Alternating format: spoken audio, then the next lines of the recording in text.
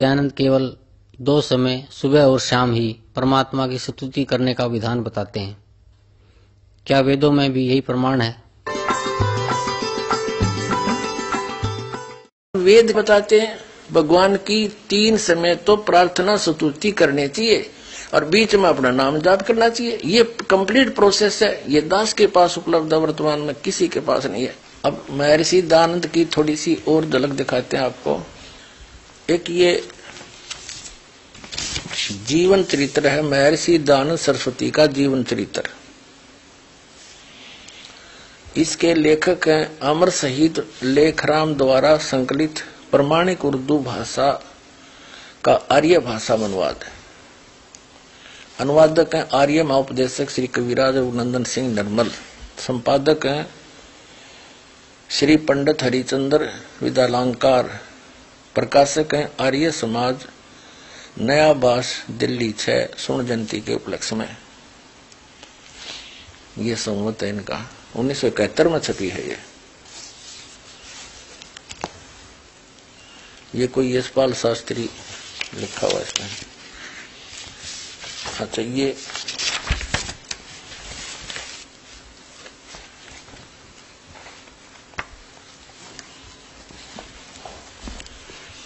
ये देखिएगा, ये है जीवन चरित्र महर्षि दयानंद सरस्वती।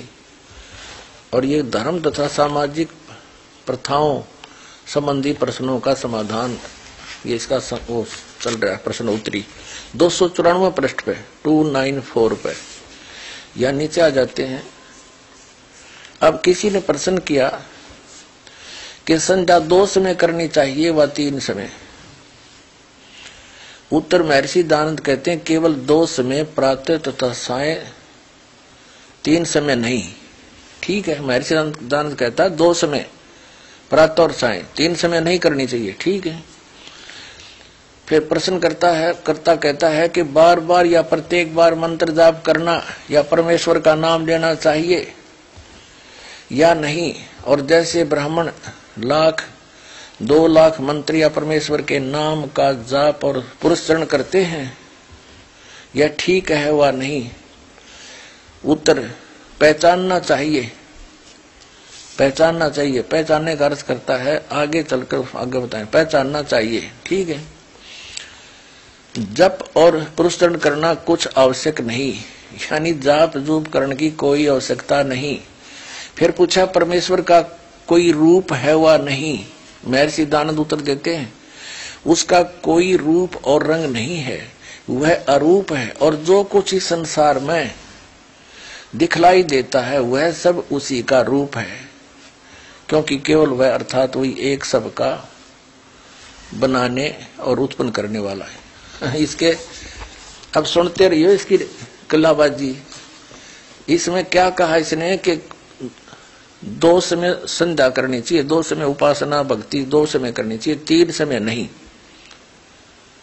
और जाप करने की कोई आवश्यकता नहीं। बार बार जैसे 1,00,000 मंत्र कर लो, 2,00,000 कर लो, 1,000 कर लो, वो जप नहीं करने। बताओ। और वेद कहता है यजुर्वेद अध्याय नंबर 40 के मंत्र नंबर 15 में लिखा ओम कर्तु समर केलवे समर। और कर्तुम समर ओम नाम का जाप काम करते करते सिमरन करो, विशेष कसक के साथ सिमरन करो, विशेष श्रद्धा के साथ। और मनुष्य जीवन का प्रथम कर्तव्य जाने का ओम नाम का जाप लगातार करो। यही परमेश्वर ने सूक्ष्म वेद में बताया है, स्वयं अपनी अमृत वाणी में स्वयं आकर जो बताते हैं तत्व ज्ञान। नाम उठत नाम बैठत नाम सोत जागवे, नाम खाते नाम पीते नाम से लागवे।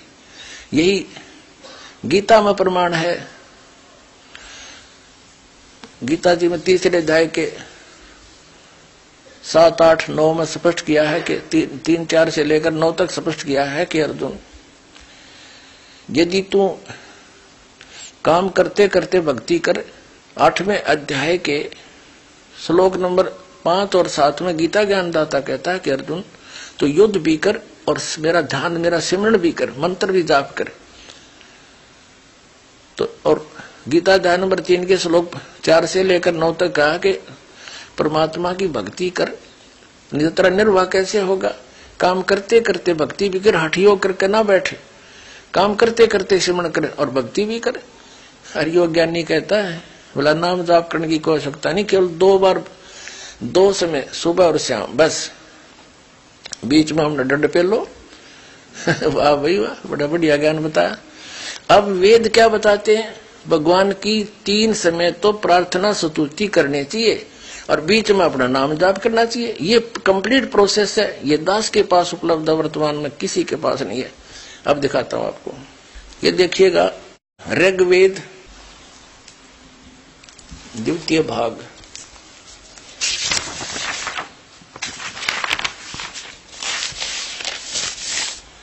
ये कहां से प्रकाशित है, प्रकाशक है पंडिता राकेशा रानी, प्रधान कार्यालय वेद मंदिर महात्मा वेद भिक्षु सेवा आश्रम लेखराम नगर अब्राहिमपुर मुखबेलपुर दिल्ली, ये यहां से छपा है, ठीक है। और इसमें ये है ऋग्वेद मंडल नंबर 8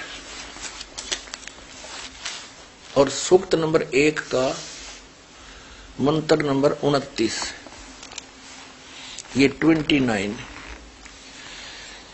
इसका अर्थ है कि व्यापक प्रभु वसो माने हे पृथ्वी पर बसने वाले व्यक्तियों, इसका अर्थ यह होना चाहिए सूर्य उदय के समय मेरी स्तुतियां, दिन के मध्य में मेरी स्तुतियां और रात्रि होने पर भी मेरी स्तुतियां आप पुनः पुनः स्मरण करें। अब था यो मैं ऋषि दानद अज्ञानी, वेदों को सत्य माने और अपने अज्ञान मानव समाज में घुसेड़ दिया। सारा वेद विरुद्ध ज्ञान। वेद बताते हैं 3 समय स्तुति करो, सुबह, दोपहर को और शाम को। ये तो दास आपको बताता है।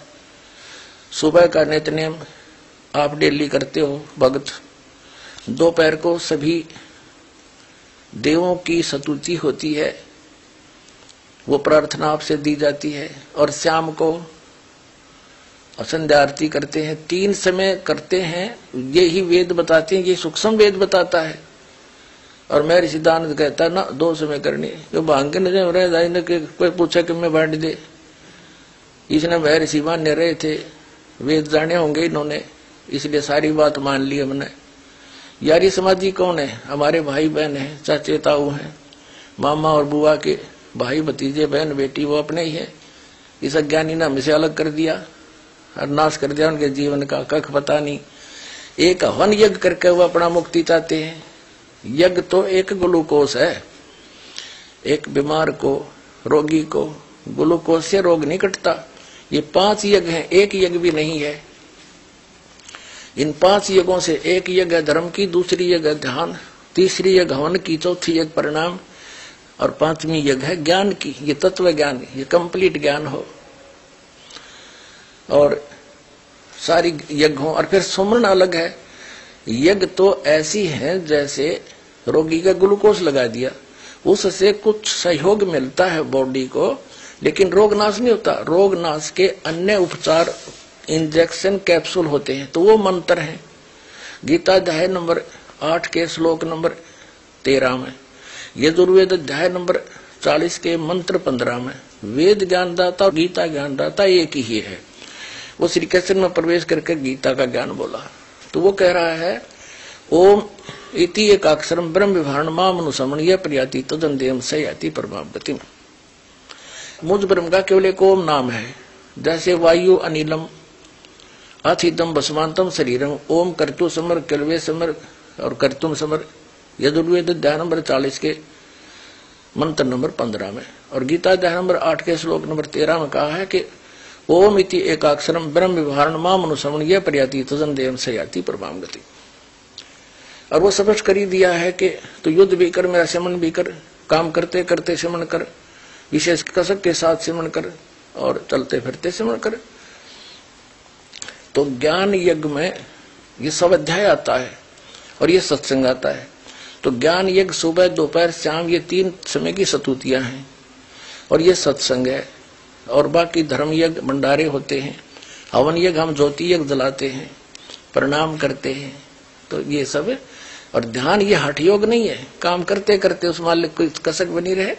जैसे किसी का कोई टेंशन हो जाती है, भूल कर दिखा उसको एक पल भी। जब हमने यहाँ के दुख दिखेंगे और वहां के सुख दिखेंगे, उसकी प्राप्ति के लिए जो कसक उठे जाएगी बार बार, दैट इज मेडिटेशन, वो सहज समाधि है।